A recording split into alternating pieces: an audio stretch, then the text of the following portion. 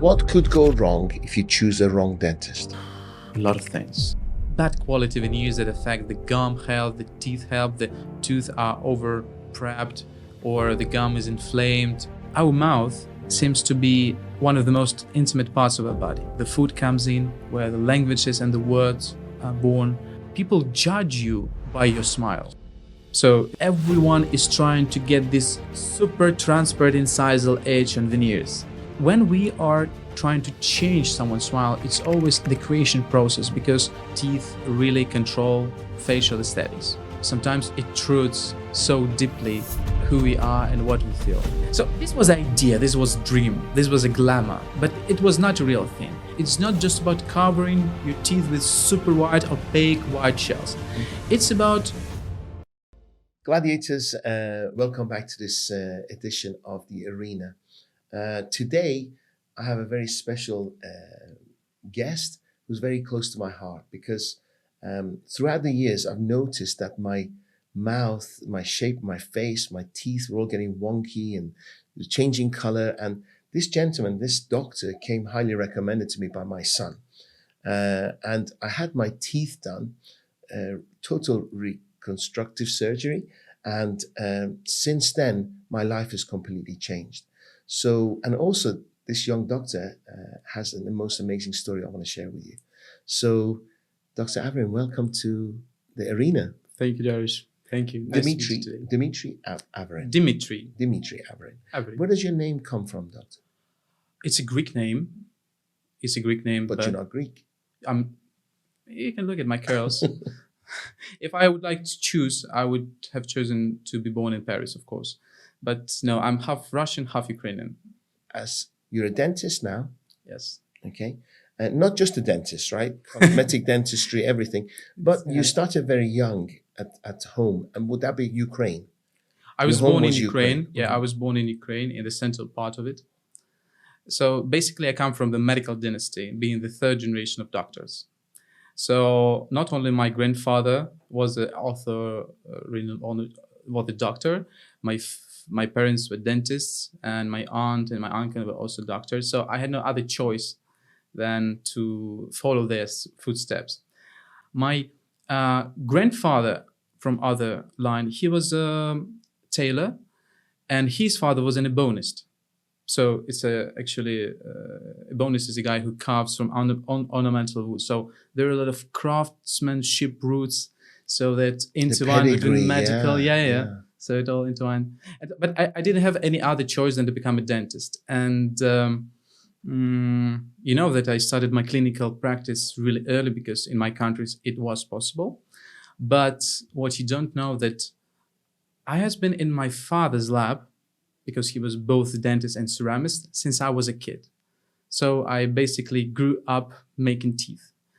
At 13, I was in his lab, helping him with wax up, with smile designs. It was a little bit different technology, but basically the same. And at 13, I had enough skills to fabricate ceramic restorations. Crazy. And at such a young age, did you want to go and play football and tennis and this, or did you you really in your soul want to get into dentistry and that was your hobby? Okay. Initially, I didn't want to become a dentist. I wanted to become a ceramist. Okay. So I didn't want to, drill teeth, to deal with blood, but it changed later. So of course, I entered the medical academy at 17. If you ask me, did I have in my story, did I have some time periods when I wanted to become someone else except for dentist? Yes. When I was young, I wanted to be first rap singer.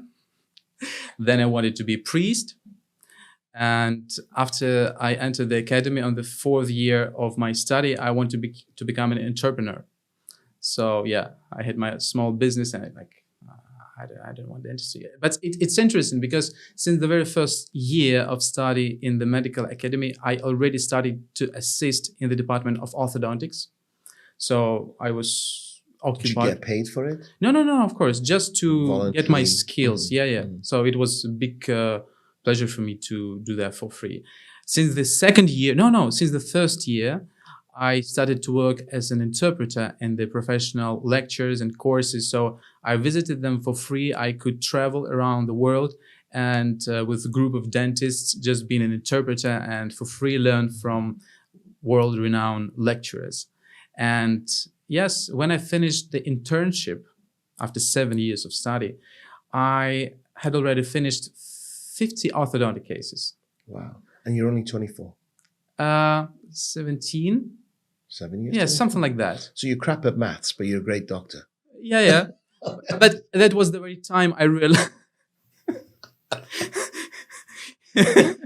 Let's get a calculator on that. How many teeth do you have? 1, 2. Yeah, exactly. A lot. So brilliant. So at 24, your parents worked as dentists for other people and doctors for other people. Do they have their own practice? Yes. They used to, they had their own practice in a small city, Nikopol, in the center of Ukraine. Okay. And then you would have thought automatically when you qualified, you go and work for your parents' clinic, right? But you didn't. Yes, the first goal for me was the first challenge was to get patients that wanted to come to my mother. I wanted them to come to me. So I tried to do better fillings, better ceramic restorations. I did implants, all kind of dentistry just to prove that I'm better. From which location? From your parents' location or somewhere different? From the parents' location. So you did. So when you qualified, you did join their clinic? Yes, of course. At that time, yes. I returned to... How long were you there? Maybe for 1.5 years, for 2 years. Nothing. And you're still under 26? 26, yes. And in the meanwhile, I changed my mind about orthodontics. So I decided that my career should be associated with restorative and cosmetic dentistry. And, orthodontics is when you align your teeth with braces. It gave me a lot of understanding of how position of teeth impacts the facial aesthetics. It gives me a lot of understanding of bite. And with that background, I moved to cosmetic dentistry. And being 25, I think it was 2014. I don't remember how old I was that time. So I was invited to join the company from Liechtenstein. It was a manufacturer for dental materials as an opinion leader and doctor demonstrator. So I was on the second course, the second year of internship at that time. And that opened me a gateway to some lectures abroad, to some new meetings with new people, interesting people. And they start to invite me to first read some courses regarding cosmetic dentistry restoration, minimally invasive treatment, first in Ukraine and then abroad. When your parents' clinic was in a small town in Ukraine, did you feel that there was more waiting for you? You had to move to a bigger city, go to other cities around the world? At that time, no. No, actually, yes, I spent some time there. I was enjoying the quiet course of life. But then I realized that it's too small. And so my first idea was to go to Australia and work and live there. I did that when I was 23. I went to Australia. I didn't realize how far it was. Yes. Did you go? Did you physically go? No. I passed my IELTS exam. I almost passed my first exam for dentistry. But then I changed my mind when I came to Kyiv, the capital of Ukraine. And so I decided to live and evolve there. And then what did you do? Okay, for the first time, I was renting a room in an existing clinic and was working with my Instagram, with my social media to show what I can do. It took me 1.5 years to build my own clinic in the most luxurious, in the most posh hood in the city, in the capital. It was around 400 square meters. It was really. So you saved your money. So you just kept saving money, right? Because it's not can't easy say to that. I can't say that. I was buying cars. I was partying. I can't say I was saving too much. So how did you get the money to open this clinic? You must have been earning so much that you did that and managed to. I don't know. I had a lot of work. And so I just had. And meanwhile, as I was building my clinic, it also took some time, maybe 9 months. You know, the builders always, the construction company, they always promise you that it's going to be finished in 4 months, and it usually takes twice or thrice as they promised. Yeah, and the So costs keep going up and escalating. so yes, so I was also collecting the money, especially when you're involved in the process. You can't just get quit. In the final stage, I really needed some small amount, not small, but basically 15% to cover all the expenses with the construction company, all that. I didn't have that all the time at that time. And so my parents helped me at the time. Yeah. So they became the co-owners of that business. Nice. And you're still in your 20s? I'm 34 now. No, then you were still in your 20s. Yes. I was 27 or 8. I don't remember. You know, Mozart. Okay, Mozart was a genius in music, and he held huge courts of royalty and stuff at a very young age. Were you ever seen as a talent in the dental industry? Were you seen as don't be shy, were you seen as like a Mozart of the industry? Because of course you worked on my teeth and I've seen your work. It's incredible. Thank you. Right? Is that something that you feel you had a talent in it? You're in synergy with your talent. You love doing it. And how are you seen in the market, in your industry, but by professional peer group, not clients, not patients? Okay, I can divide my my professional career into 2 parts. The first one was when I was educating. I was into education business, traveling around the world. I was invited to Middle East, to European countries, to the North America to have lectures. There were congresses with 2,000, 3,000, 4,000 people that I had the possibility to present myself. But really quickly I understood that it takes a lot of my energy and it doesn't give me back what I need. And so I realized that I love clinical practice. That's why I decided to return to Kiev and to start building my clinic. So before that, people from industry knew me, like a guy who can teach you how to make photos, how to make a preparation, ultra conservative preparation with a microscope, all that. But I felt that I think I need something more, something different. And the second part of my career was just focusing on professional, on clinical part, and not reading any lectures, because it really takes a lot of time and energy. And there are a lot of educators, really good guys who can teach you that. But what I can teach you and what I comprehended during my second stage is that technical skills are very important, how you do. But what is most important is your vision, is how you train your eye to see what kind of shape, detailization, color will suit the individual. And it's kind of artistic vision. You can't teach that.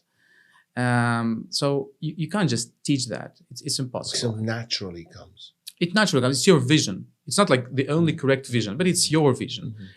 There are other cosmetic dentists that have their own vision, and it's also good. So for me, it was divided by stark line, and then I decided not to continue my career in education. But anyway, even now, a lot of dentists are subscribing for me in Instagram and following, even though I'm not trying to educate. Push it or anything. Yeah, I'm not trying to educate. So again, I keep bringing your age into this because you're extremely young, and you were, obviously you still are young, but you were much younger and you were educating. So did you find any friction with the old dentists? Did they say, who's this young guy coming to teach us? Were they open to it? I know you're a very optimistic and positive person, but what kind of response do you get from the peer groups? Of course, first of all, I just remembered my grandfather, who was a pilot, who was 19, he was crossing the Red Square. He told me that if you gain something, if you want to get success or something valuable, you need to do this as early as you can. And the period for gaining the most of your skills it's around 16, 18 years old. He believed in that. Yeah, so I live with this. You guys were close to each other? Yes, of course. So you respected what he said, and Yeah, of Yeah, course. amazing. And regarding what you were asking about the A peer senior, group, yes. yeah. So of course, when I was a student, when I was intern in my internship, my dean, my teacher, they told me, "Your name is nothing. Like you're nobody. You're nobody in dentistry." And that, of course, I realized that yes, at the time it was like this, and it stipulated me to move, to prove, because I was not seeing myself in that mode of dentistry, like fixing teeth, making restorations. I wanted to express myself. I didn't have that clear vision as I have now, of course, but I felt that it should be something different in this field, not just making fillings. So or even at that age, at university, you felt changing people's smiles and teeth was going to change their lives. Because I don't hear you ever talking about teeth. yeah, You're always talking about a bigger vision, a bigger picture. I couldn't articulate it at the Mhm. time, but I think I had a deep feeling that you should move. And there are a lot of beautiful things in our world waiting for our senses to become sharper. So at that time, it was waiting for me, for my Wow. senses to get sharper. Amazing. So along the way, you're teaching, you're learning, you're educating yourself, Yeah, and you open your clinic, yeah, and a year and a half later, you open it up, yes. and then you had to recruit people. You had to run a business. You had to That's was the be- worst part for me. Yeah. Then when I realized that being a specialist and being an entrepreneur Mhm. is completely different. It's a different. It's not like a different league. It's different sports. Mhm. It's like playing football and playing hockey or running. And I can't say I'm okay. If you are thinking in the context of conventional business model, I can say that my business model was successful because I wanted to craft the patient experience and give him the best result. And of course, he was not coming for me just for veneers. He needed some implants, some periodontology or gum treatment or caries treatment. And I had connections with all of the best specialists who were invited to cover patients' needs when he needed that.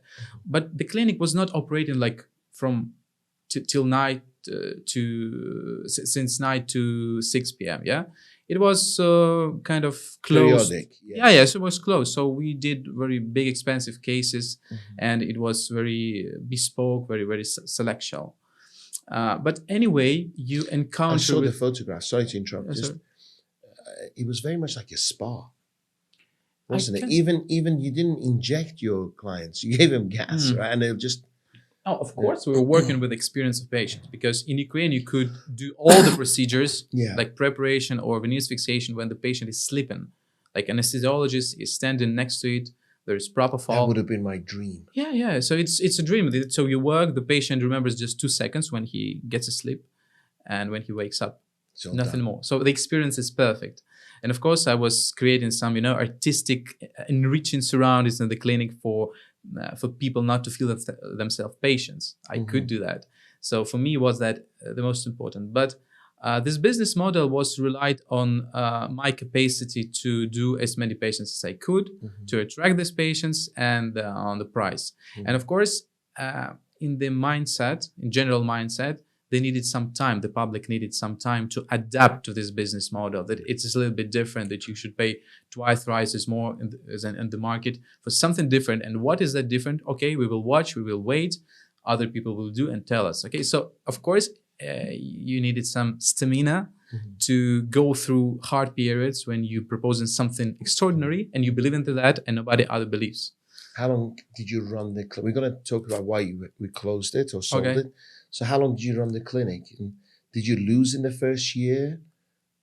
It was zero, like Profit. You broke zero even. profit. Yeah. So I was covering all my expenses, but there were no Huge no profits. profit because I had some leasing, some at least materials, and because I was buying the best material like lasers, scanners, all the machines, the furniture from Italy and all that. I mean, So the Virgin business furniture. started picking up, Mhm. and then the war started. Then COVID started. COVID, oh no. And after COVID, there was War started. started. So yeah, really, we were really successful in this business model because we proposed some extraordinary product. I will explain it. May I explain a little bit? I love you to. Okay, so okay, today, 99% of veneers on the market are milled. So that means that they are fabricated from an ingot, ceramic ingot, which comes from the factory, and you design it in the computer, the shape of future veneer, and then the machine mills it from this block, and you just stain or micro layer this veneer. It is nice. In terms of restoration, it is nice, it is fast, it is business efficient, yes. The other technology that we are using, it's a very old one, like it started with that 40 years ago. The cosmetic dentistry started with that. It's when you have ceramic powder, feldspathic ceramic powder, you mix it with water and you layer it by hand, layer by layer by layer. It may take like tens or like, I don't know, 100 hours to do the whole set of veneers. And it's very complicated. One set of veneers, how long would it be? The 100 hours your way, and how much is it? No, 100 hours from the ceramist. And for me, it's basically the same. No. For me, that's your method, right? What about the more modern method, the more efficient? How long? The difference. Okay, yes, it's faster. It's faster. You can mill today. You can mill one veneer in 5 minutes. So it takes you 5 minutes to mill it. Then maybe 15, 20, 1 hour. Okay, 1 hour to detail, to stain it, to micro layer it. So you're looking at maybe 10 hours against 100 hours. Yeah, kind of that. Wow. Okay. So you invest a lot more time, and each tooth is treated individually, right? Yeah. And you know the reason for that? No, please don't. The difference is in color. Because these monolithic veneers, they can have a good shape. But our tooth, our natural tooth, is composed of different layers. And its color derives from interplay between light. So once light comes to the tooth, the part of this light dissipates, the part of this light goes deeper and reflects. And this reflection gives you brightness. Because I've seen people who've had it, and the teeth are so white, you can tell. But they are dull. Yeah, they are white, but anyway, they doesn't look like bright. Yes. In the shadow, they look grayish. Yes. On the sun, it looks over white. So you don't have this feeling of natural dentition. You feel like this is a smile victimized by dentistry. And so the reason why we are doing layered veneers is that we have a chance, the possibility to emulate the natural tooth structure so that the ceramic will reflect the light like the natural tooth, and it will give brightness. Because it's very simple. People want white and straight teeth. Maybe someone wants a little bit whiter or less whiter, not super straight with some small rotations to look natural, but basically the glamour of smile, the essence of smile is to be bright and to be straight, to reflect light. So that was simple. I was just trying to get this effect, and in this way to change people's self-perception, or how they express themselves, or how they express their emotions. So that helped me gain white and bright, and not just white and monolithic. When is the color of the tooth put in? If you're doing layers, is it at the end, or it's a gradual coloring? It's gradual. So you put layers by layers. They are different in opacity. They are different in translucency, in fluorescence. There is one phenomenon in dentistry that is called translucency. So today, you may, if you will investigate through our market, you will see that everyone is trying to get this super transparent incisal edge on veneers. It looks a little bit exaggerated in a lot of cases, but people think this is the sign of naturality. This is what will make their veneers undetectable. It is not true. It makes just an effect of grayish line that just gives you strange feeling. What's wrong with your smile? What is most important is translucency. It's not opacity. It's not transparency. It's something in between. It's the ability to reflect the light, to absorb some light and reflect it from inside. So in this sense, beauty really comes from within, because the color is being displayed from within. Because it's almost like filters, comes back at you, but it's not the same color back at you, because it's like a diamond. It's like a diamond. It is an interplay with light. That's only a reason why they are bright. So the person who mixes it and puts it all together. It's a very important person. Very important person. Because you can mix it. It's not a big problem. They're an artist. Yes. Yes. And do you have your own artists? Yes. We had our own team of artists, and one of the most important is my father. Also, we have very, very talented young guys. Your father mixes now? Yeah, he's. Oh, wow. I didn't tell you that. No. My father did your teeth. You were selling me the most amazing person. And it was your father all along. He is. And he's the guy who goes for a walk in Paris. Mm-hmm.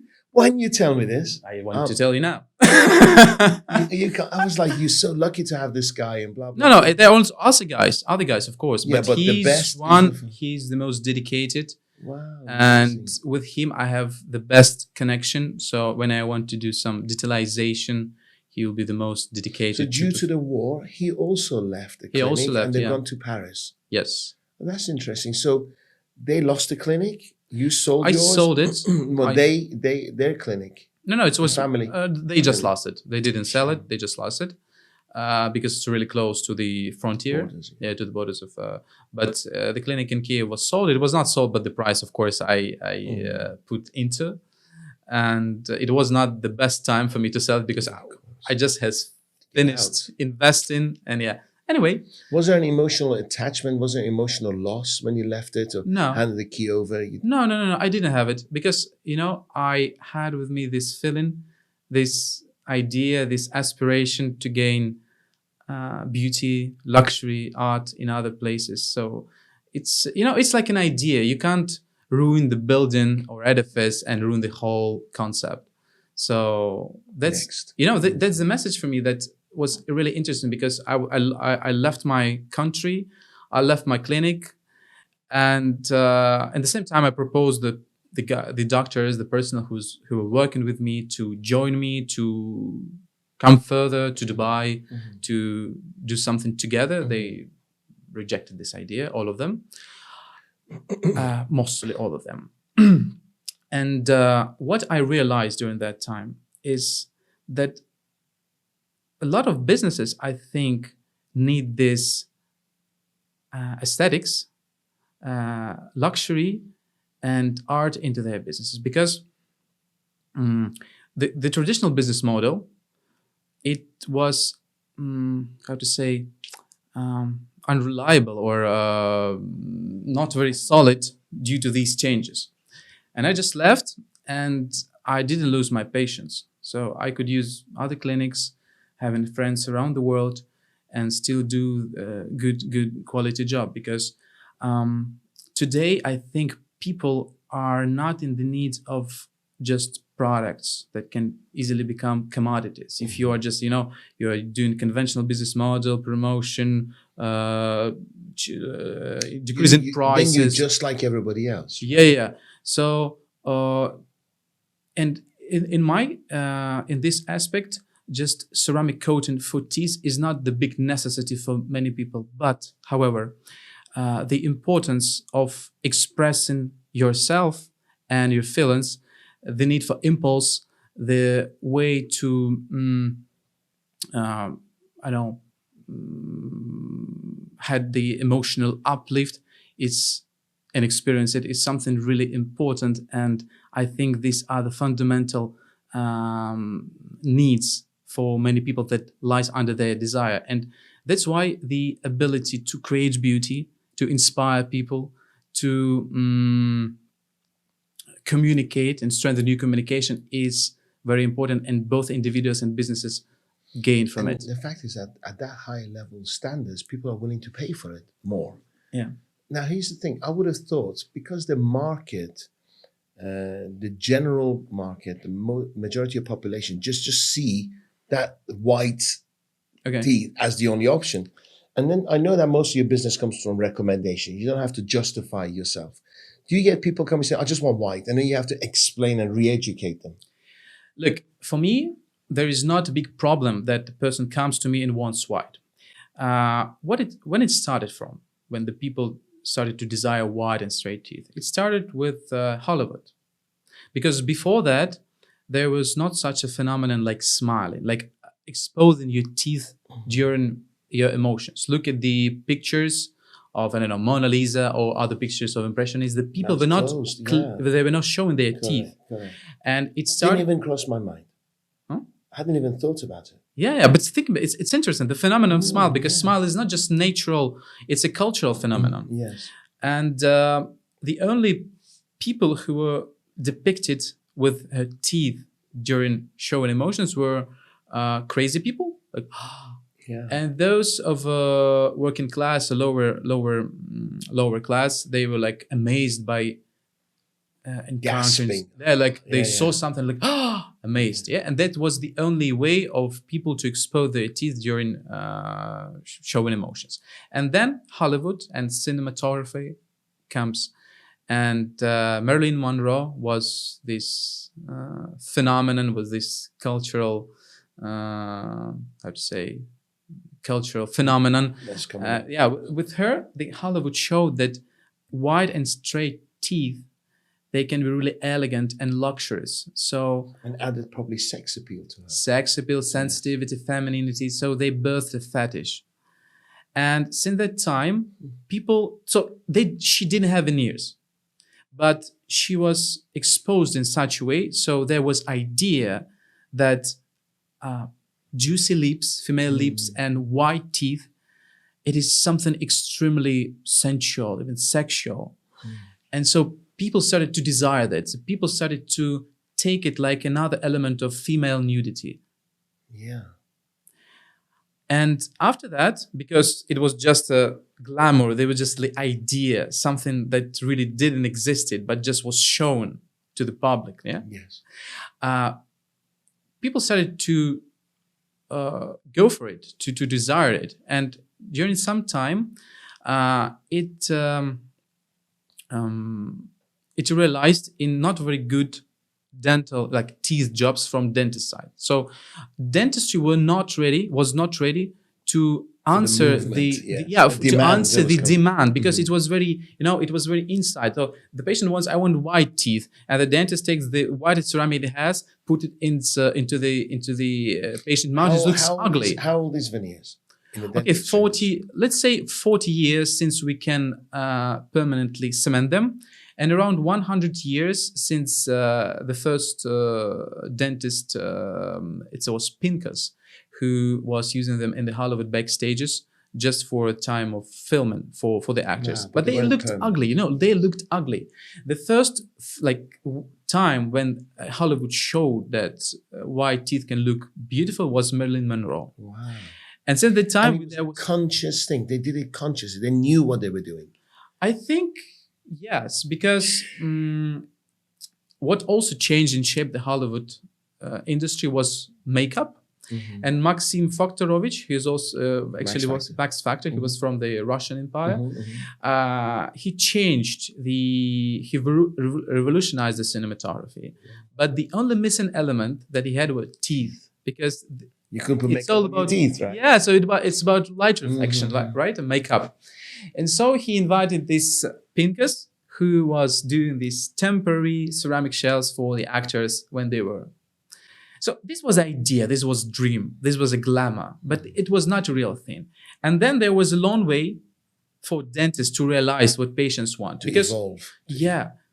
Because there is nothing primitive in this desire of a patient to have wide and straight teeth. They can't articulate exactly what they want. Yes. But it's very important for dentists to realize that it's not just about covering your teeth with super wide, opaque white shells.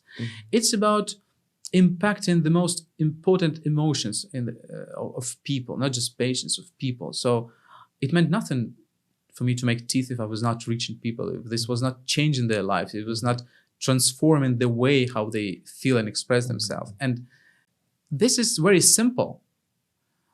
White and straight teeth, but it's very sophisticated. Like in order to be superficial, you need to be deeply profound. Wow. Amazing. Sorry, I'm just... No, I'm loving this because you're educating me and the audience. Thank you so much. So you go to Paris, your clients, your patients move to you. Yeah. And you have to adapt. You have to get used to the Paris lifestyle. Have you been there before? No. and you just got hit. Oh, do you mind if I ask about your personal life? Because at such young, you were married before. I was married before.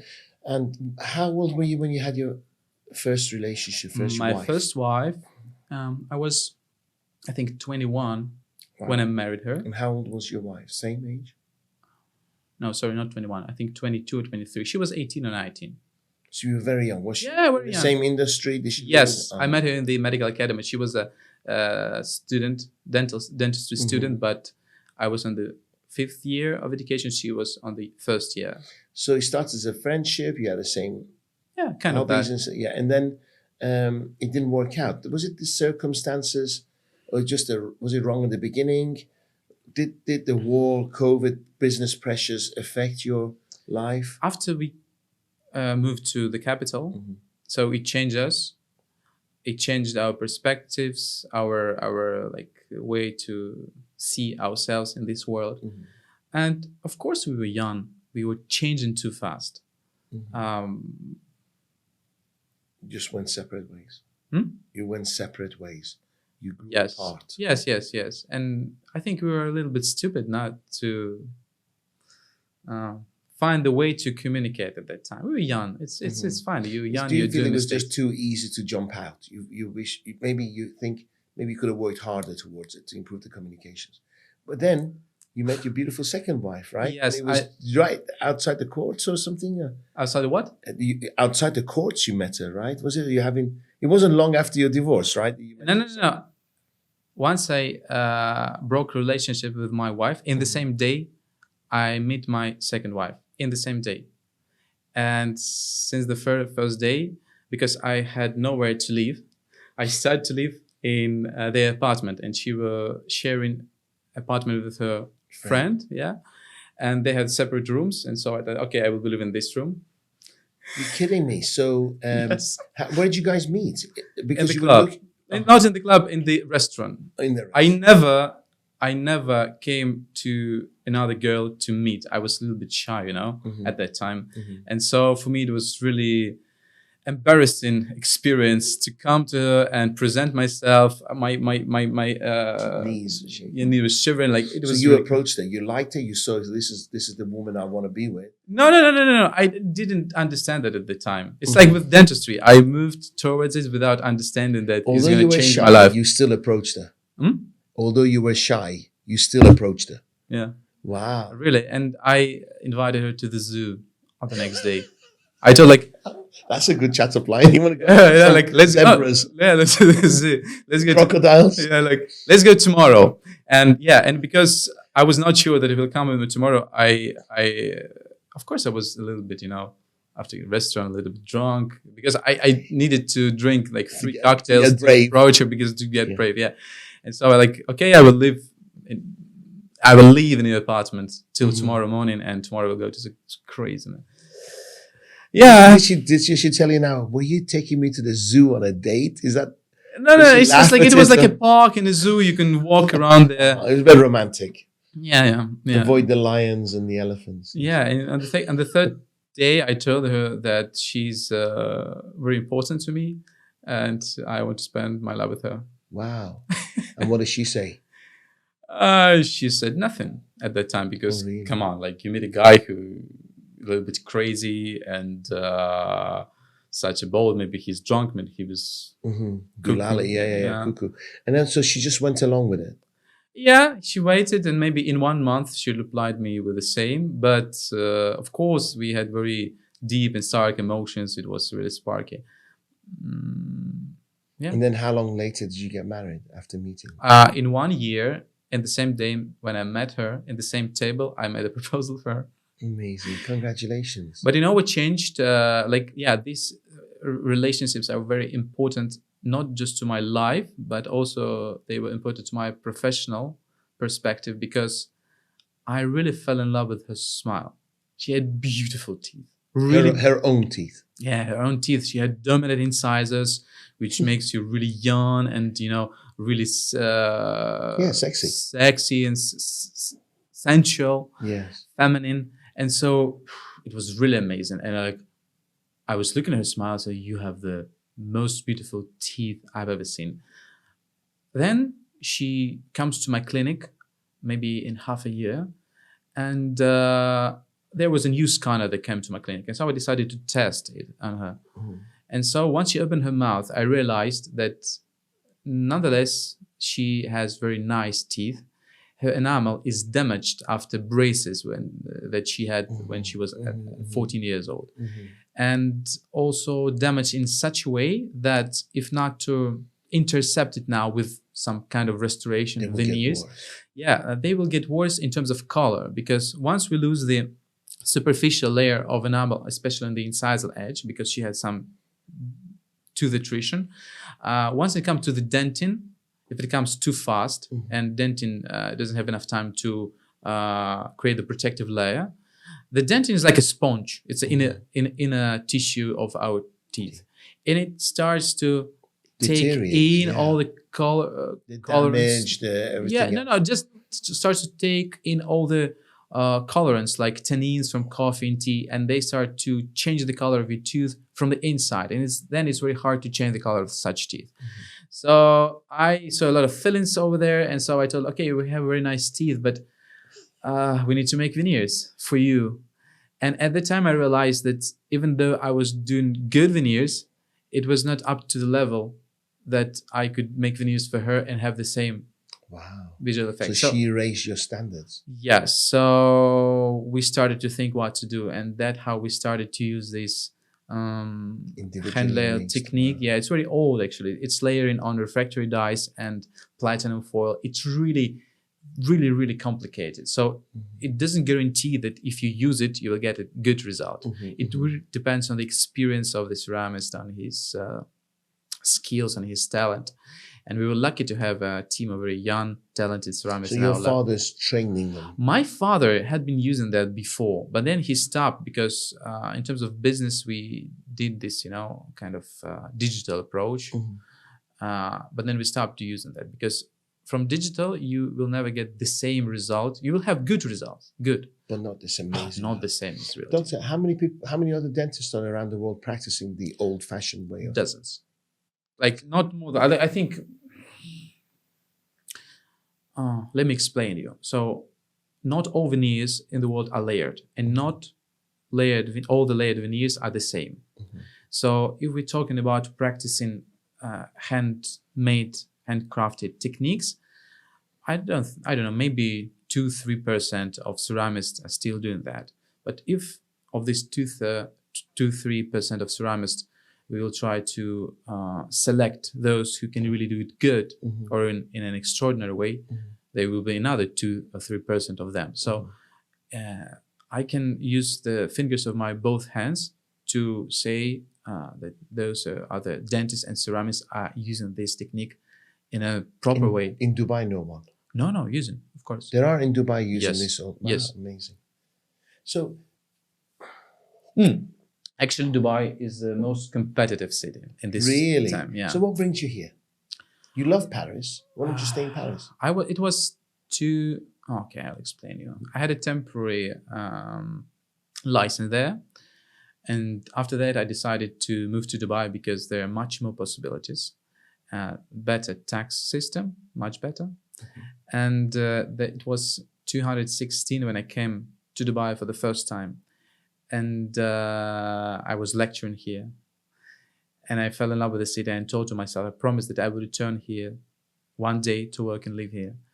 And this city for me, it gives me a special energy. Paris gives me a lot of inspiration, but Dubai gives me another special energy which I like and without which I can't do my work. So Dubai is a very contrasted city.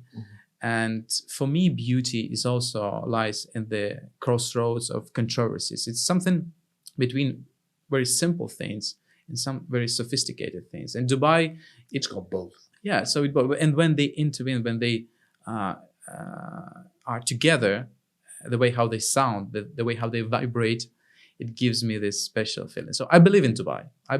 Even though it is the most challenging place for me to grow professionally, because there are a lot of strong players, not a lot, but 2 strong players in the market, the strongest in the world. A lot of people say, thank you, doctor. A lot of people say that Dubai lacks natural. I know you're an observer of beauty, right? Dubai lacks natural beauty because it's desert and everything else is just new. But you still see beauty because I understand France, Europe is old, there's natural beauty, there's greenery, but you still see beauty here, yes? Yeah. For me, beauty, as I told you, is not just a natural thing. It's like a mix of natural and cultural. So it's a concept. And as I am doing teeth, people are seeking here for wide and straight teeth. I want to propose another concept for wide and straight teeth because there is not about competition. There is about some values that you can propose. And I believe I can propose something. I know you can. Your future is extremely bright.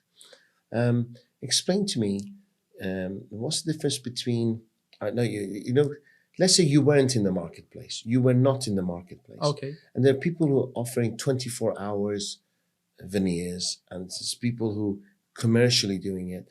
If you could advise someone, not to come to me, if you could advise them, what should they look out for in the marketplace when they're choosing a dentist for their veneers?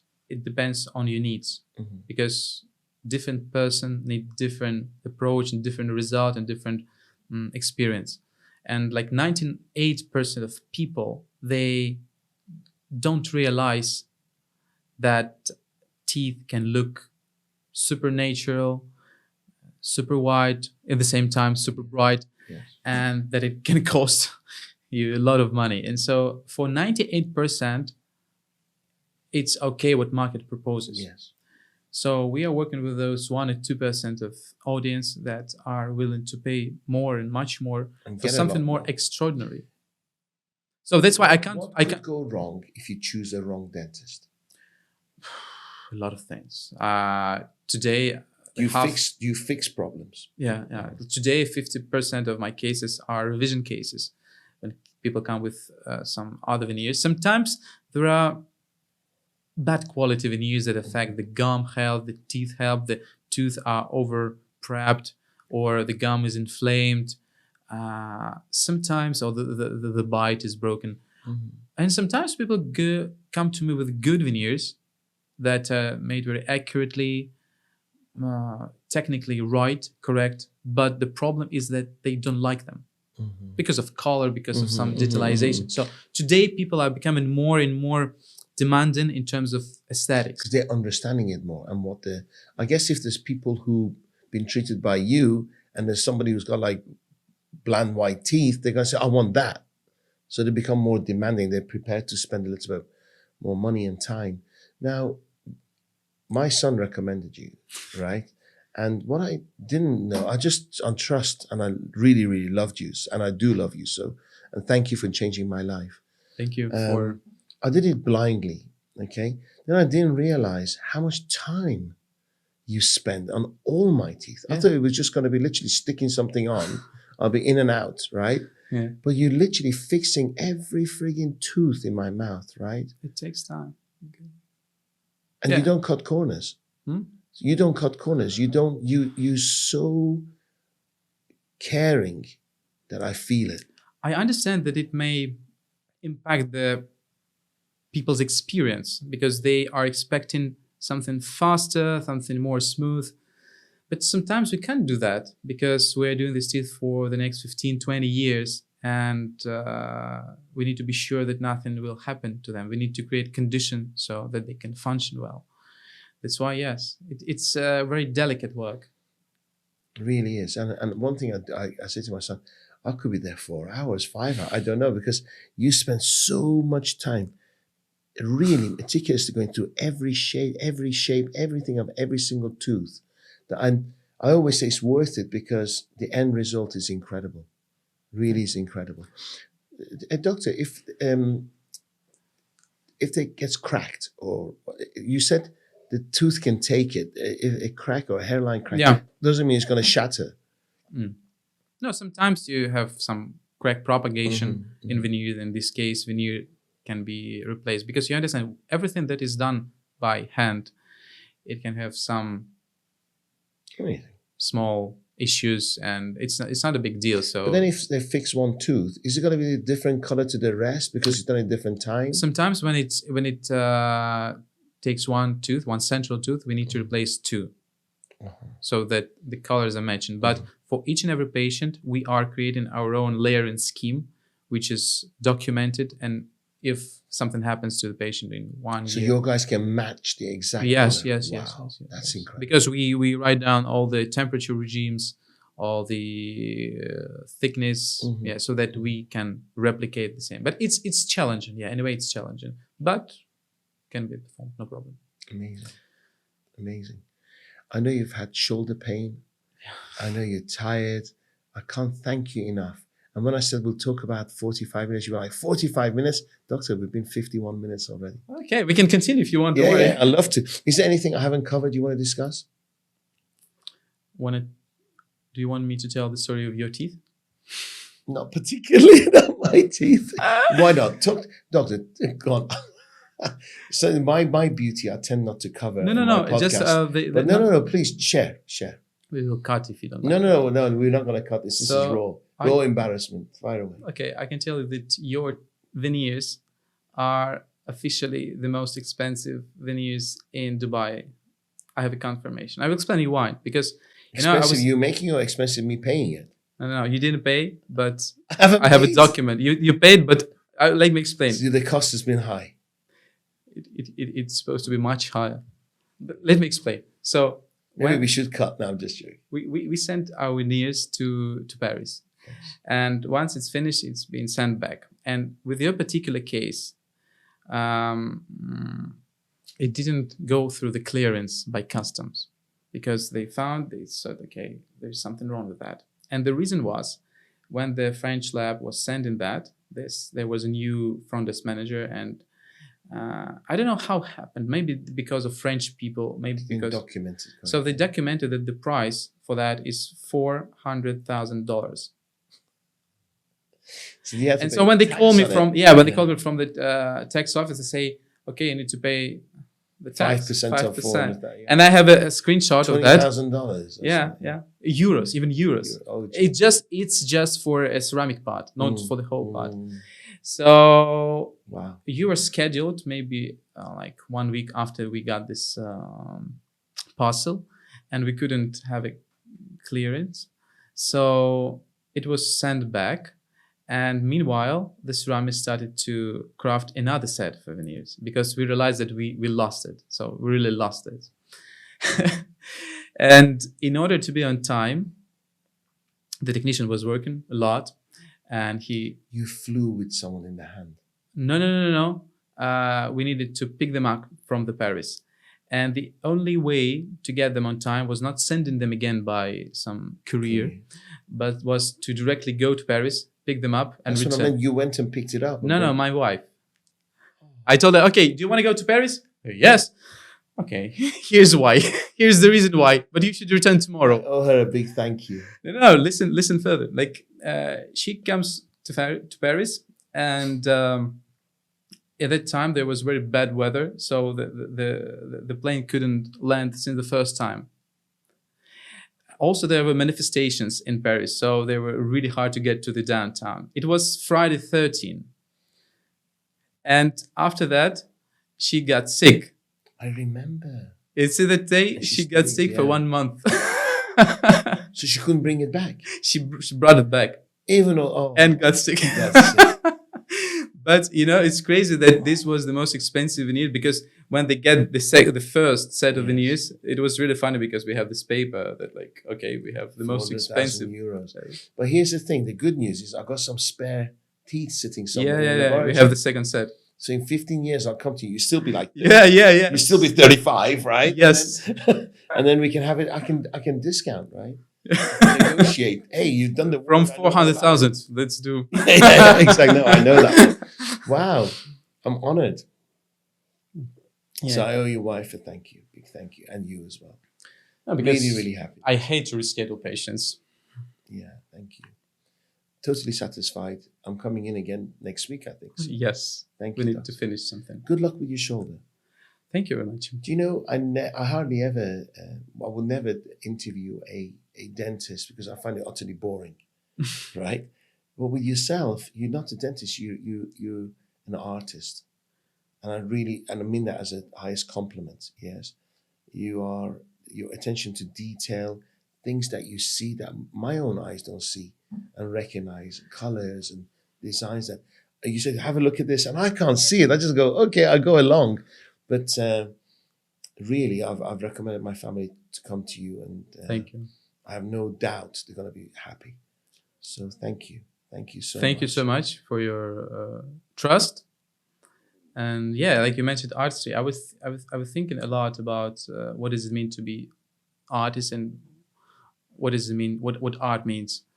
I think that art reveals in you some special emotions that you can't get from other areas of life, like from driving a car, from purchasing new clothes, from having food and making love. So it exposes something new, another perspective to live this life, to look at this world. And from this perspective, teeth, they make us a different person and make us express ourselves in a different way.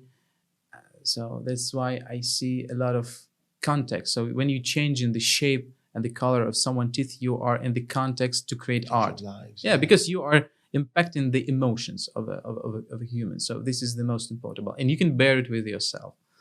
So I believe like dentistry is, even cosmetic dentistry, it shouldn't be regarded like just a part of beauty industry or just like restoring someone chewing function. It should be regarded like an art form, because it truths so deeply who we are and what we feel.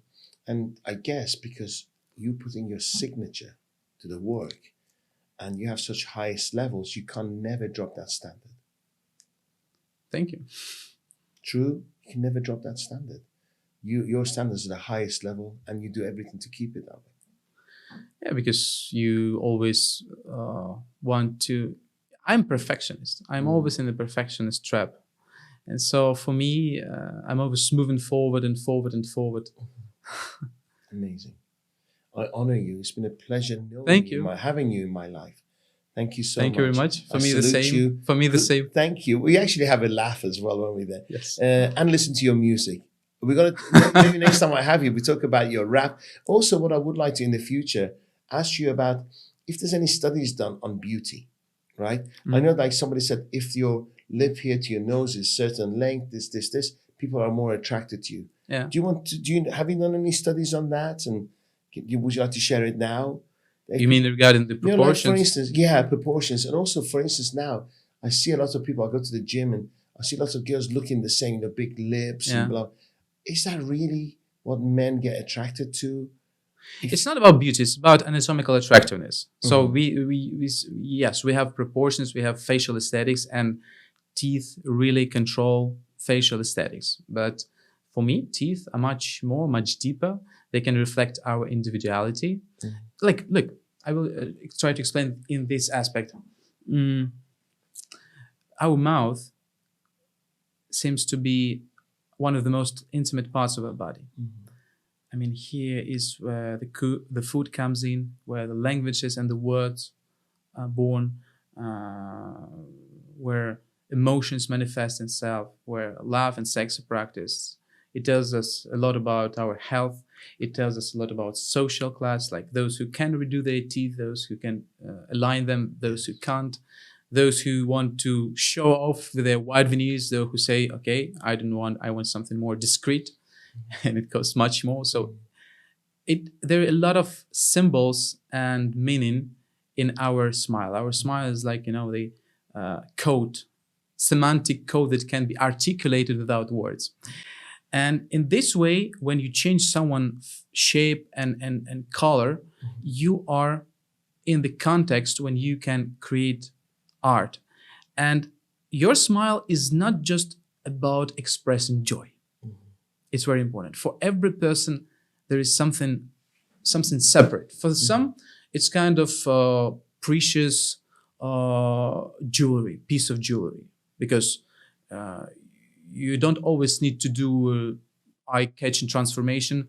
Sometimes in order to you need just something valuable in order to prove yourself that you're pretty.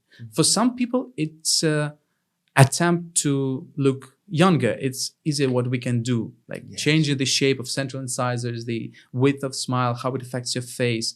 It's really anti-age.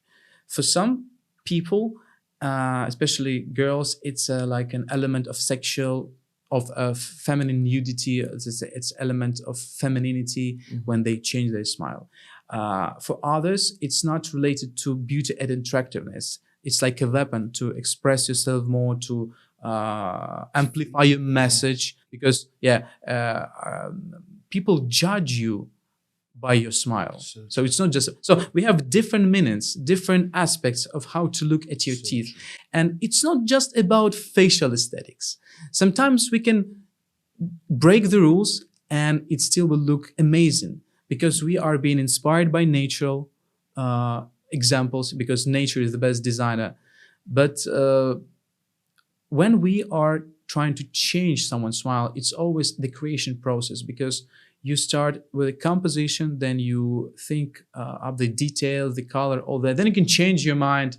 That's the proof of an artistic process. So that's why I can say yes, on the certain level, it works very good when you change your smile according to your facial aesthetics. But in aesthetics, especially in art, there are no rules.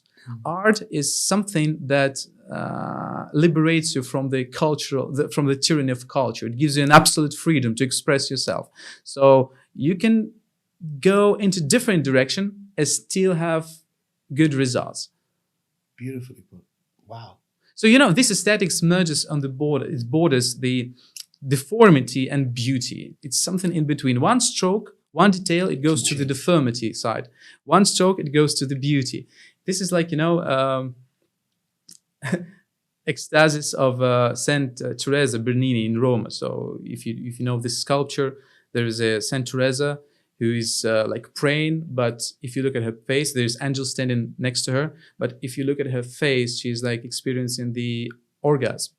Wow. And so this is the kind of aesthetics that we're trying to... It's a fine line. Yeah, so it's a fine line between something white and not so white. Not so white, yes. Wow. So it's interesting, to investigate. So every time you sit with a patient, you are creating something exceptional. I'm trying to understand the style of this patient, what he wants, because sometimes people, they have a lot of alter ego. And I need to understand with what kind of alter ego I'm working today. I'm dealing with. It's very important. So what is the most, because sometimes the patient wants to show me one alter ego and I'm trying to find another one. So I want natural teeth. No, you want white teeth. Yes, I want white teeth. Tell me about my alter ego after what I felt like for you, the most important part was to, I think it's kind of, let me tell this in the right manner. To look as young as to feel. So I think for you, this was important. That's nice. That's very true. I didn't realize how much I grounded my teeth and how shortened they become. Yes. And that's a sign of aging, because you've been using them, grinding. And now just I was happy with just getting some length back. Now the way it looks so natural, so it's amazing. You know why white? Because when our enamel is really young, like in our 20s, it's really bright because it's thicker and it reflects light. Once we grow older, our enamels becomes thinner, and that's why it reflects light less and it exposes the inner layer, dentin, which is yellow. It's dull. So when we are returning the color and the shape and do it in some artistic way, we are covering a lot of life purposes. Yeah. Do you trust anyone to do your teeth? I'm thinking about this, but basically I have no fillings in my frontal teeth, and I would like to have them more white. But do you trust anyone to do your teeth? Or they don't want to do your teeth because you criticize? Ceramists, yes. But doctors, I'm looking for some doctors. Yes, I think I have a couple of doctors whom I would believe So I would hate to work with somebody who I know is a perfectionist. I'll be nervous and shaking. Yeah. So, in 5 years, doctor, last question. 5 years, what would you be doing? We turn the clock forward, 2029. What are you doing? You know, I have my own vision of how I'm going to live and work. And it's not like a conventional business model. When I was an entrepreneur, I can say I felt freedom. So for me now, just being focused on my work and not on the running a clinic is much better than being involved in all this business process. Yeah. So I'm thinking what's going to happen to me in 5 years, because you never know. But I think my business model, I would like to be more like ultra luxury segment, very, very limited, because what we're doing is really very limited. We can't do a lot of smiles per month. And so I want to package it in a good way. I want to expose it in a good way. And, you know, I like the philosophy, let's say, of Rolls-Royce. They have a disregard for this, their philosophy. It reflects the disregard for the everything. And yeah, but I mean, lesser numbers. Not mass production. Not mass production. So it reflects the disregard for the intricacies of cost, of price, of financial consideration of customers. So their only preoccupation lies in the pursuit of crafting the impeccable car, and only then considering a sum, and typically with a judicious margin. Mm-hmm. So this methodology resonates with me in a very good way. I'm going to say something to you after this, because I offered you, anyway, we discussed it, I would work with you. We would invest in you to run a business. I'm a bad entrepreneur. I'm a good specialist. Yeah. I'm like a... Most doctors are. Most doctors are not great business owners. So what you got is not so special. You care for people. You have a standard of looking after people, but not necessarily dealing with books and recruitment and the most complicated question is how to scale it up. Mm-hmm. Because I was thinking a lot about this. So some stages can be replicated by other dentists. So preparation of teeth and veneers fixation, it's something that other people can do. What's more exclusive is the vision of mm-hmm. how your smile should look like, and to control the technician, to accompany the technician, the ceramist, mm-hmm. in order for him to have the same levels as you. No, to bring to life your idea, because he is a jewelry master, but the common idea of how mm-hmm. teeth should look like, it comes from you, from dentist. So how can you scale it? You're still working on it. I'm still working on it. You need to be to test different models. What I tried in Kiev was like hiring other dentists, educating them, and letting them play as a separate players. It didn't work because patients anyway came for me. They just saw, okay, they're less price. They came for that dentist. He did a good work, but they wanted something different. Yeah. And so they started to make problems. Mm-hmm. So I think there needs to be some kind of separation of different steps. So you should be involved in every patient, but some stages maybe should be performed by other doctors so that you can multiply it. Yeah, because you give a lot of energy. There's a creative process, and there is a production process. And like 90% of your time takes this preparation and fixation. It takes a lot of energy. So if to delegate this, I think it's going to work better. Scale it. Yeah, and for the ceramist as well. So there's always should be like several really skilled ceramists and other ceramists that help to do stages that take a lot of time, but not as important, not as visible like those layering of interior teeth. So I understand that, now I'm living the life, and artists, they can allow themselves not to work, just to sit around and let the ideas come. But it's just a period of my time now. I'm just, getting prepared for another time. I understand that in order to be useful for this world, you need to go further. You can't just enjoy your life, go to parties, work Time out. goes by. No, because time goes by. You need to do And something. you're not growing. You're not, Yes. Yeah. Yeah. And So the world's growing, so you need to grow with this world. The least yeah. thing you can do. Now I kind of have a sabbatical when you have a time for generating ideas, for coming up with some meanings. Because under every luxury brand there are art, and under art there is meanings. So the success or oblivion of a brand depends on the possibility of the team of the brand to unravel these meanings and to go further. Beautiful. I'm not going to ask you any more questions. So 1 hour and 10 minutes already. It's been amazing. I really enjoyed that. Thank you. Thank you very much, and I will see you next week, Doctor. Yes. Guys, I hope you inspired by this story. Doctor's still 34. Incredible. I'm sitting in front of a genius. I honor you. I salute you. Thank you very much. And good luck with your shoulder injury. Thank you. Thank you. I will not be available for work for a while. Yes. But I'll get in before. Yes. And you can work on me in pain. If I can still lift my hand. Thank you. Thank you, Doctor. Thank you very much, Dariush. Happy New Year. Happy New Year to you. Guys, I'll see you next time. Thank you.